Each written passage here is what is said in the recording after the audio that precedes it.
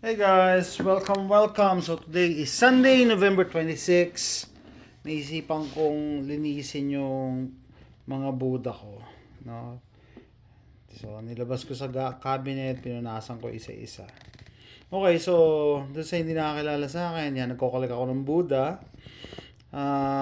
Not because of any other reason, pero ano lang siya, sabi ko, fun collection kasi it brings back my childhood memories sa growing up kasi sa Quezon City, Tatalon, Quezon City. Meron kaming Buddha.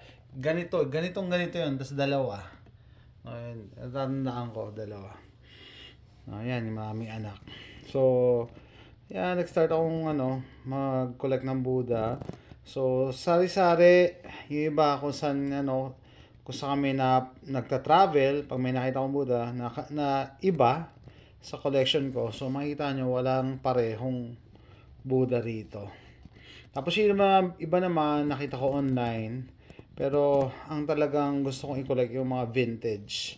Okay, so, ikuwento ko na lang sa inyo yung kung alin dito, yung mga natatandaan ko pa kung saan namin nakuha. Okay? So, dito sa side na to, start tayo dito. Ito, ah, sa online, sa eBay ko yan nakuha. Kita nyo yung details, no?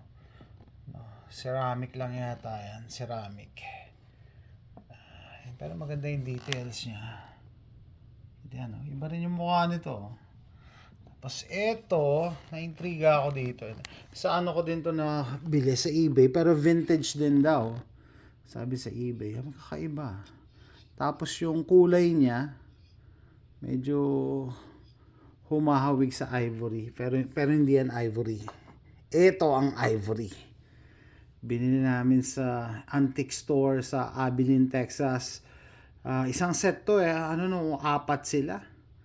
Ito yung pinakamura kasi may bangas yung likod. Ayan. Nanghinayang ako sana bumili pa ako. Kasi kung kailan kami makakabalik ulit na Abilene. Kasi yung pinupuntahan namin noon na bayaw ko, umalis na doon. Wala na kaming pupuntahan doon. Pero ito ivory. Yan. Tapos ito, tanda ko to sa eBay ko rin to binili. No? Brass ba siya? Yeah, brass. Tapos nabubuksan dito. No? Pwede. Minsan nilalagyan ko to ng coin. Okay? Makita nyo rin yung mukha nyo. Iba din no? Kasi ito yung mas maliit. Sabi niya miss ko kasi i-group niya by color. Ito. Brass or bronze, hindi ko alam, iba rin ang ito pero alam ko to old din, sa eBay ko din to binili yata. Vintage, iba yung mukha. Okay, dito to sa eBay din to, sabi ko wala pa akong mga crystal na Buddha, pero crystal to na medyo may tint na pink compared sa isa na crystal lang talaga, white na white. Yun yung mukha nyo, yun kita, pero pag kamay ko nagkukulay sa likod iba rin pala siya. Ito isa sa mga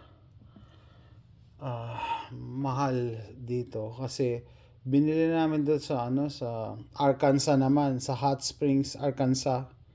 Hindi ko alam anong material to. Parang jade. Jade? I don't know.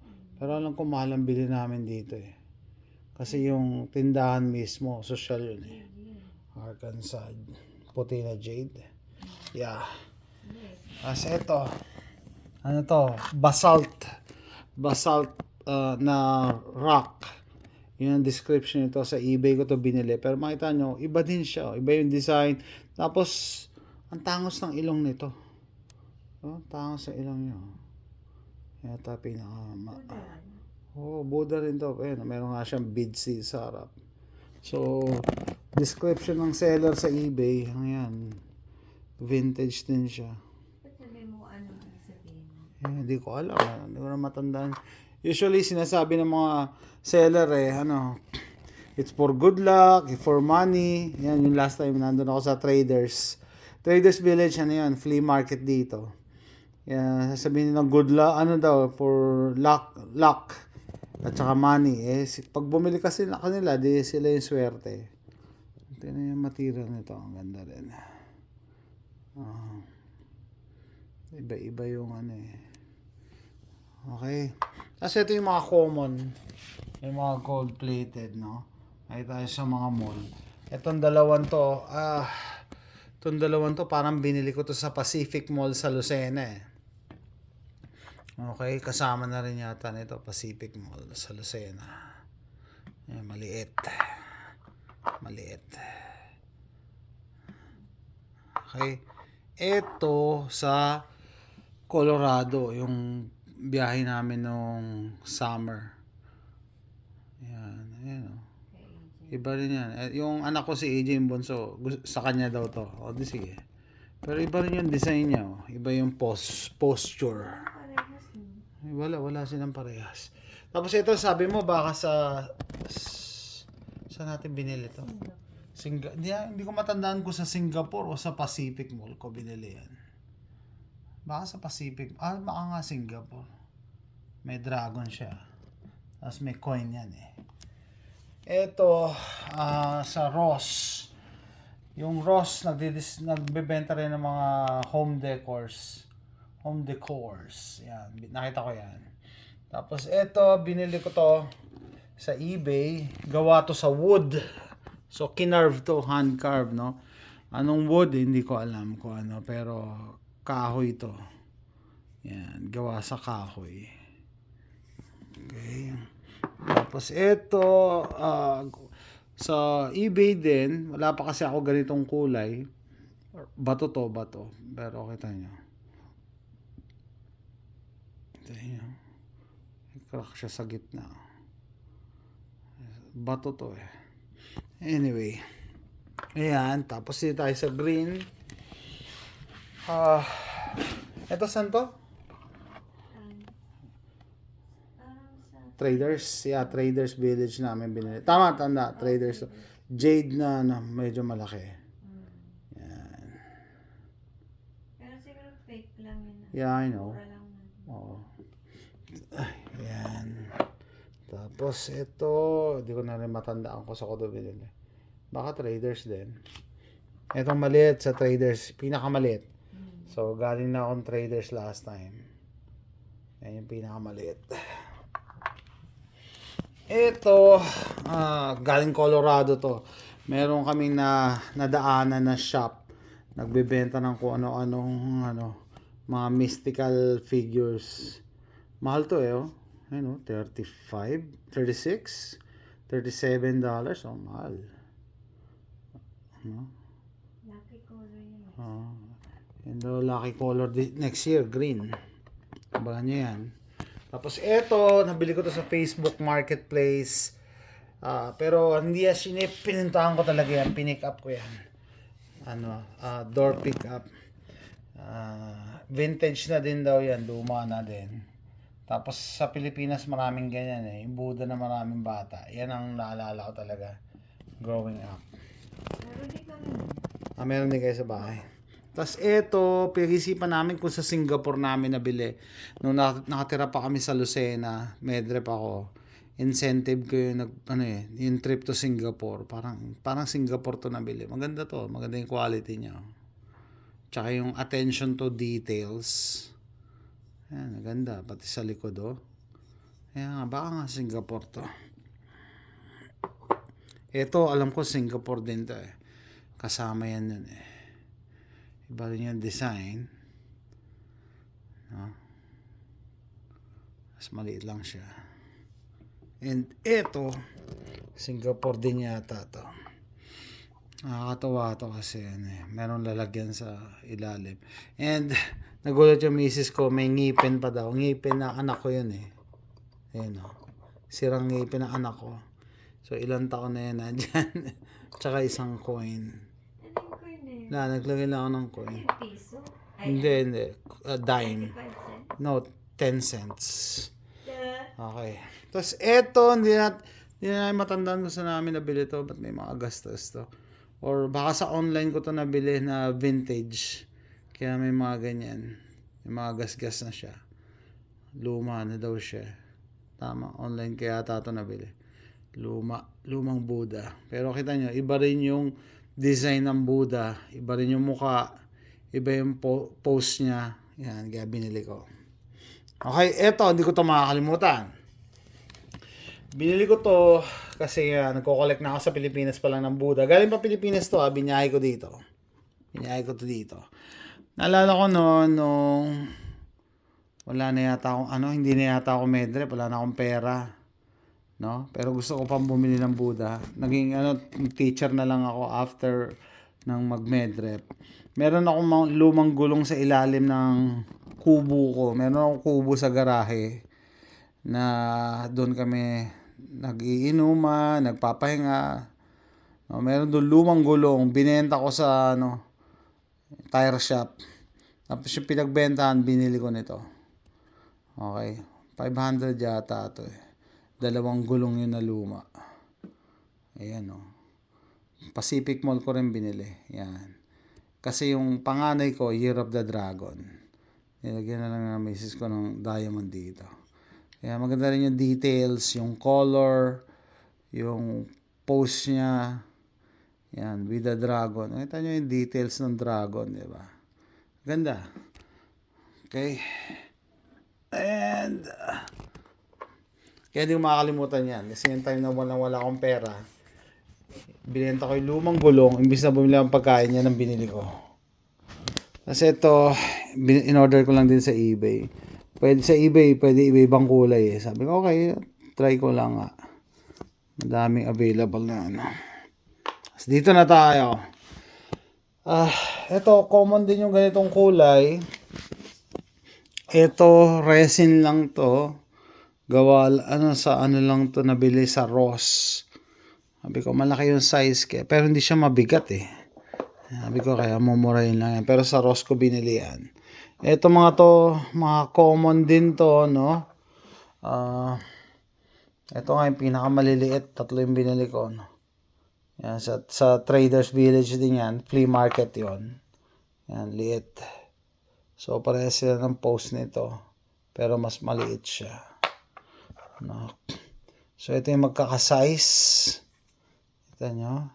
May pamaypay. Ito yung kulay.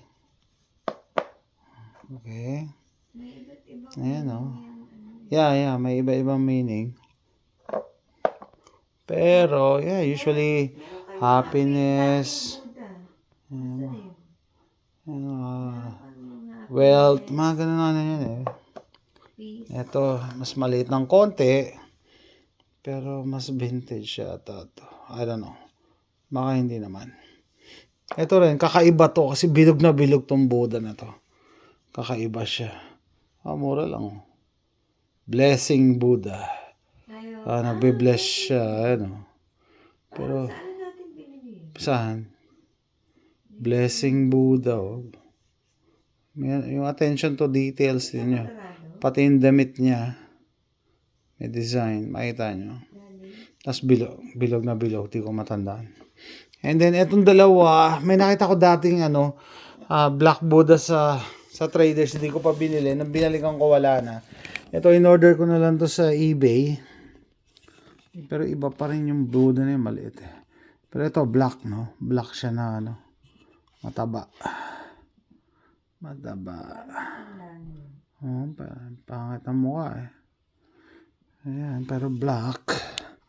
Ito, black din, pero iba yung pose, ibang klase din siya. Pero yung dalawang yung mabigat yun. Iba rin yung ngiti niya. I think that's it. All in all, nasa 40 pieces pala sila. 40 pieces. No? So, tatanungin nyo siguro, kompleto na ba yan? Meron ka pang gusto? I don't know. Pag may nakita kasi ako, bibiling ko na sa tingin ko, wala pa dito. Kita nyo, walang magkatulad. Walang magkatulad sa kanila. Okay, so, 40, hindi pa siya madami. I don't know. Wala pa akong wala talaga akong particular na hinahanap eh. Basta ang gusto ko lang, vintage or antique na Buddha. Ayoko yung mga bagong gawa ngayon. Usually ito mga bagong gawa to. Pero matagal ko na itong binili.